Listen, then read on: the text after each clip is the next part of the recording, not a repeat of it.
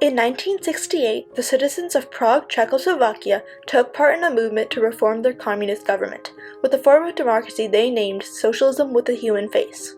Led by Alexander Dubček, this mass movement took place over 6 months and had an enormous impact on Eastern Europe. While Czechoslovakia did not achieve democracy, the Prague Spring was not unsuccessful. It broke through a major political barrier, showing that the Soviet Union was not an unstoppable power and that democratic ideas and social and economic reform was still attainable in Eastern Europe. In the 1920s, Czechoslovakia was a thriving democratic country, with its newly established independence 2 years before. Their economy was stable and their citizens were pleased. However, the late 1930s brought along the Great Depression, striking the Sudetenland region. Following this, Nazi ideology took over the area abruptly. 20 years after declaring independence, the Munich Agreement was signed on September 29, 1938, leaving the Sudetenland region to be taken over by Nazi Germany. The entire republic fell the following year and remained under Nazi control throughout the war. Those who want to live, let them fight, and those who do not want to fight in this world of eternal struggle do not deserve to live. After World War II, the Soviet Union took control of much of Eastern Europe, promising free elections within months. Instead of returning to a democratic state, these countries fell into a Soviet-made communist dictatorship. The Soviet Union sought to isolate the satellite states from the threat of Western democracy. Being one of the several satellite states, Czechoslovakia was one of the few republics that tried to overthrow the communist government.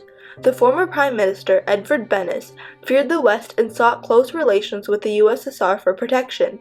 From 1945 to 1947, Joseph Stalin helped him get 2 million Germans out of Czechoslovakia. The USSR played it off as goodwill towards the country to maintain a post-war effect. Yet, in 1947, disputes arose about whether or not Czechoslovakia should receive help from the American Marshall Plan, which helped the European nations most damaged by World War II to rebuild their economies. During this time of trepidation, Czechoslovakia was led by the KSC, otherwise known as the Communist Party of Czechoslovakia, and Stalinist leader Antonin Novotny. Poland, which would be Czechoslovakia at that time, Hungary, and many other countries towards the Balkan and Mediterranean Sea, they saw it as a signal that perhaps they can escape this totalitarian regime, and as a part of it was what's then been termed Prague Spring. It started entirely by getting people the freedom to know. In 1967, a major political election took place with exclusively communist candidates in Czechoslovakia. Dubček remained loyal to the Soviet Union and wanted the support of Leonid Brezhnev, the leader of the Soviet Union, to make socialism more democratic. In October 1967, Novotny failed to gain Leonid Brezhnev's support, stating, "This is your affair. I shall not deal with the problems that have arisen in your country." This reaffirmed the Soviet Union's desire to have a strong yet somewhat self-ruled pro-Soviet governments in Eastern Europe. Alexander Dubček's election challenged the Soviet Union's belief that free elections would yield easily conforming, self-ruled governments in the satellite states. Dubček had worked in the World War II underground resistance. He then took up politics and slowly rose in the communist ranks. Dubček had gained the support of party and economic reformers against Novotny. Novotny stepped down in favor of Dubček on January 5, 1968, sparking the start of the Prague Spring. On April 9th, Dubček started a reform program called Czechoslovakia's Road to Socialism. These reforms included greater freedom of press, lessen the centralized economic control, increase foreign trade, give citizens more freedom to travel abroad, and reducing the secret police's powers. The biggest achievement for Dubček was the Action Program. This gave all people whose rights had been violated rehabilitation, a newly revised constitution, and most importantly, they promoted Slovakia to a parity. Dubček's role in thawing censorship made it so political opinions and arguments transitioned from intellectuals to the general public. His push to create a new form of communism would widely impact the citizens of Czechoslovakia. These events would soon take the name of the Prague Spring. In the service of the people, we followed such a policy that socialism would not lose its human face. During this time of public freedom, journalists and newspapers encouraged people to take action on the reforms. Dubček believed that he had the approval of the Soviet Union to continue with the Prague Spring. Although they sought significant reforms, Czechoslovakia did not want to leave the Warsaw Pact, an alliance between the satellite states and the Soviet Union. Secretly, Brezhnev feared that these new reforms would become a revolution in Eastern Europe that the Soviet Union would not be able to control. The Soviet Union misled Czechoslovakia into thinking that the Union agreed with the change, so they broke their plan up into 3 sections. First, they intensified military observation to locate an enemy, and Soviet surveillance resulted in Dubček being called to a meeting in Dresden, Germany, where he refused to take back the action program. Second, the USSR increased political pressure on Dubček. This was known as the last resort of intervention. Finally, they once again called Dubček to a meeting in Bratislava. At this time, the Warsaw Pact negotiated the Bratislava Declaration, the agreement that the Soviet Union would interfere only if a middle-class or value system was made against the KSC, but Czechoslovakia could continue to be socialist.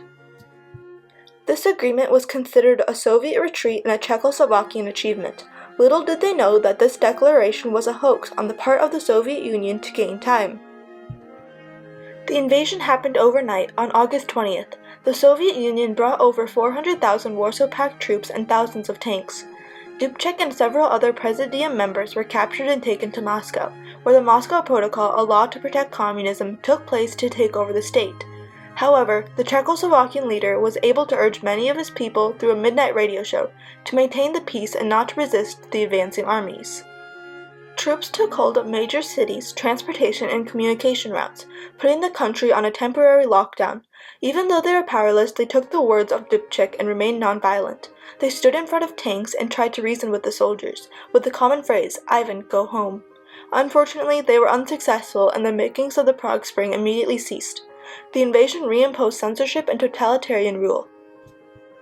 In the end, Dubček was replaced by Gustav Husák from the Soviet Union because Moscow needed a hard-line communist leader in Czechoslovakia. This started the period known as normalization. Even though the 1968 was unsuccessful in this way, it has shaken the Russian Empire to the bone.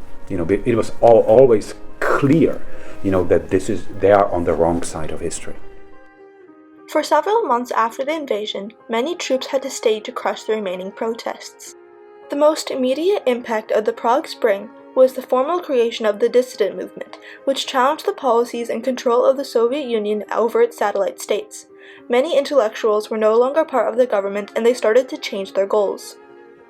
On January 16, 1969, a Czech student, Han Palach, set himself aflame to challenge the reimposed censorship. Though the protests stirred up trouble in the Soviet Union, Russia stayed in power behind the Iron Curtain, and the Brezhnev Doctrine remained in place. Instead of reforming the government, intellectuals decided to completely overthrow it or discredit it. Václav Husák and many others talked secretly, but their ideals and movements continued to spread throughout Europe. Although communist rule continued in Czechoslovakia, the citizens now considered themselves to be increasingly independent from the government, and many no longer embraced communist ideology. Though the resistance to Soviet communism was forced underground, it started to grow. Uprisings started throughout the Warsaw Pact in various countries, with Poland starting the Solidarity movement.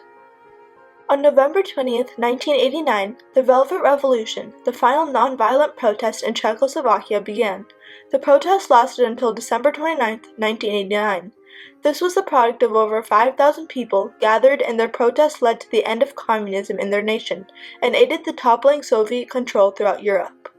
We were on the outskirts of Prague, and there were tanks that went, like thousands. The whole army, was around Prague, and they were just waiting for the direction from Moscow, to go in.